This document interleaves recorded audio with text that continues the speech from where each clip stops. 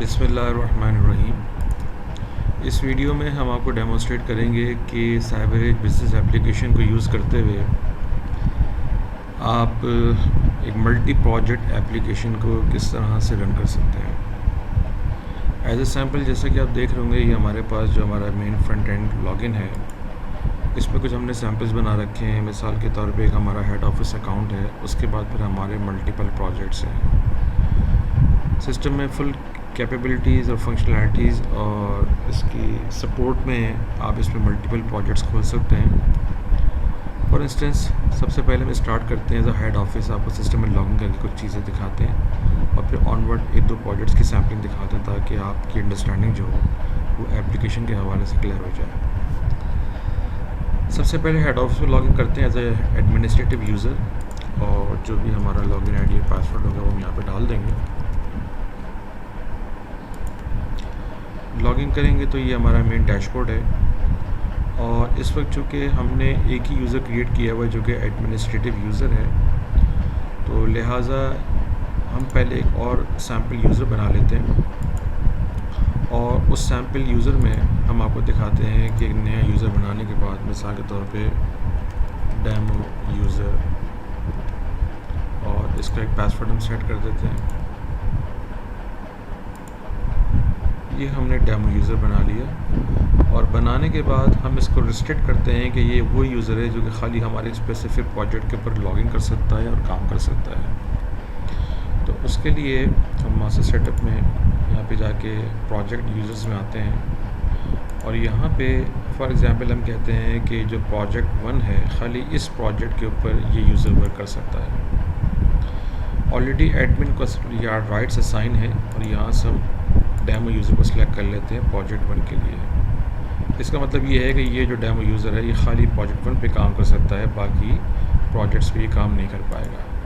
आइए इसका एक एग्जांपल देखते हैं। हम लॉग आउट करते हैं, और लॉग आउट करने के बाद अगेन हम सेलेक्ट करते हैं हेड ऑफिस, और यहाँ पे हम देते हैं डेमो यूज़र, और जो भी इसका हमने पासवर्ड सेट कर रखा है वो, और इसको हम करते हैं साइन इन, तो ये साइन इन नहीं करेगा।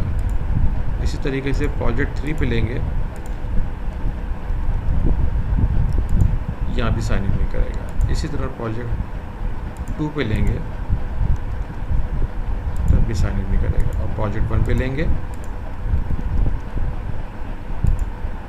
तो ये आपका साइन इन कर जाएगा।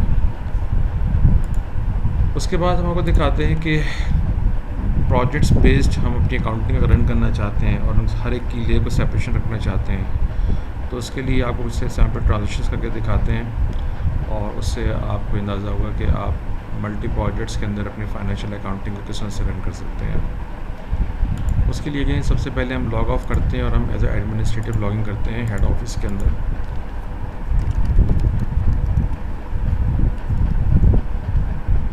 और लॉगिन करने के बाद हम एक वाउचर क्रिएट करते हैं जिसका नाम है जनरल वाउचर, या हम एक पेमेंट वाउचर भी ले सकते हैं। अगर एक पेमेंट वाउचर भी हम ले लेते हैं, और लेने के बाद हम कहते हैं कि जी आज एक पेमेंट हम कर रहे हैं, हमने न्यू पे क्लिक किया और हमने सेलेक्ट किया हेड ऑफिस, और इसकी डेट हमने ले ली 9th of May, और हम कहते हैं कि जी हम कैश इन हैंड से पेमेंट कर रहे हैं, और इसकी हम नरेशन दे देते हैं कि हम एडवांस पेमेंट कर रहे हैं स्टील बार्स की।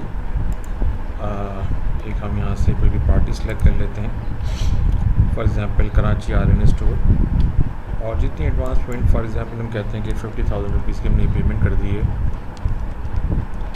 और करने के बाद हम इस वाउचर को ऐड कर लेते हैं। ये वाउचर हमारा जनरेट हो गया, और अब हम आते हैं लेजर के अंदर, अकाउंट्स में, रिपोर्ट्स में,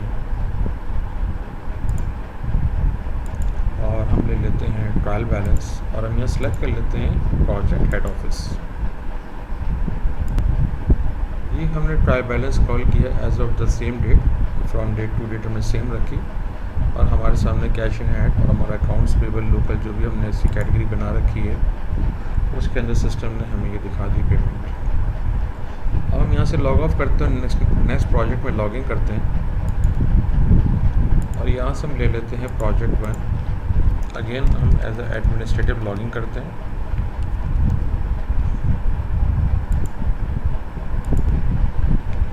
और इसके बाद हम ट्रायल बैलेंस से दोबारा से प्रोजेक्ट 1 के जब हम प्रोजेक्ट में लॉगिन करेंगे और यहाँ पे आके दोबारा हम ट्रायल बैलेंस सेलेक्ट करते हैं फॉर द प्रोजेक्ट 1 और इसको हम प्रीव्यू करते हैं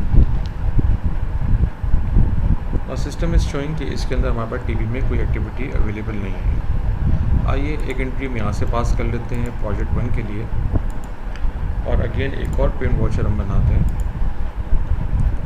और पेमेंट वाउचर हम कहते हैं प्रोजेक्ट 1। सेम डेट ले लेते हैं।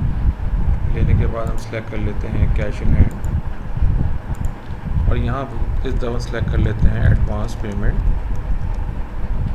और अब हम यहाँ पे किसी दूसरे वेंडर या सप्लायर या कोई और अकाउंट सेलेक्ट कर लेते हैं, फॉर एग्जांपल इलेक्ट्रिसिटी बिल, और यहाँ पे इसकी पेमेंट डाल देते हैं 5000 रुपीज़। ये करने के बाद हम इसको भी ऐड करते हैं। ये हमारा वाउचर जनरेट हुआ।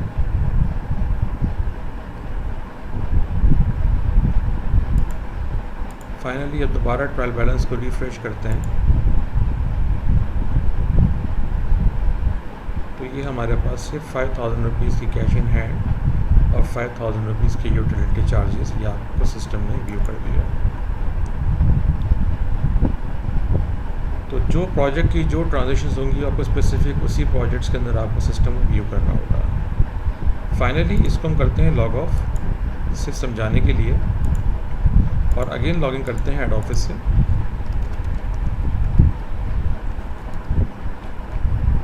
और लॉगिन करने के बाद again we call the trial balance, same trial balance,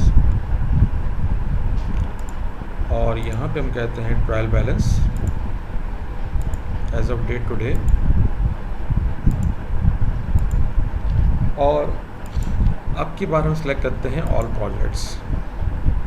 all projects हम सिलेक्शन देंगे इसकी और इस रिपोर्ट को कॉल करेंगे तो सिस्टम हमें कंप्लीट और कंसोलिडेटेड ट्रायल बैलेंस दिखा देगा कि टोटल कैश इन हैंड में क्या एक्टिविटीज़ हुई हैं और आपके पास डिफरेंट अकाउंट्स को आपने जो है डेबिट किया है वो किस तरीके से किया है। और इस तरीके से अगर मैं सिलेक्टिव लेना चाहूँ उस जिस प्रोजेक्ट के अंदर हम लॉगिन होंगे तो वहाँ से आप इसको स्पेसिफिक प्रोजेक्ट को सिलेक्ट करके उस डेटा को भी यहाँ से व्यू कर सकते हैं। तो अगर हमने हेड ऑफिस सेलेक्ट किया तो हमारे पास सिर्फ वो एक्टिविटी उठ के आएगी जो कि हमने इस पर्टिकुलर प्रोजेक्ट के अंदर की होगी। आइए इसी चीज़ को हम दिखा देते हैं एज ए लेजर फॉर्म में कि लेजर भी हम किसी का कॉल करते हैं, for example cash in hand, और इसको हम व्यू करते हैं। तो यहाँ पे हमारे पास सिर्फ वो एक्टिविटी आ रही है जो कि हमने खाली इस प्रोजेक्ट के अंदर एग्जीक्यूट की है। और इसी तरीके से हम इसको कर देते हैं कि हमें ऑल ये सारे प्रोजेक्ट्स को मिला के दिखा दे कंसोलिडेटेड। तो आप जब उसको कॉल करेंगे तो आपके सामने ये दोनों एक्टिविटीज़ सिस्टम शो भी कर देगा और यहाँ प्रोजेक्ट्स में दिखा भी देगा कि कौन सी एंट्री किस जगह से पास हुई हुई है, कौन सी हेड ऑफिस से है, कौन सी प्रोजेक्ट 1 से है, 2 से है, 3 से है, 4 से है।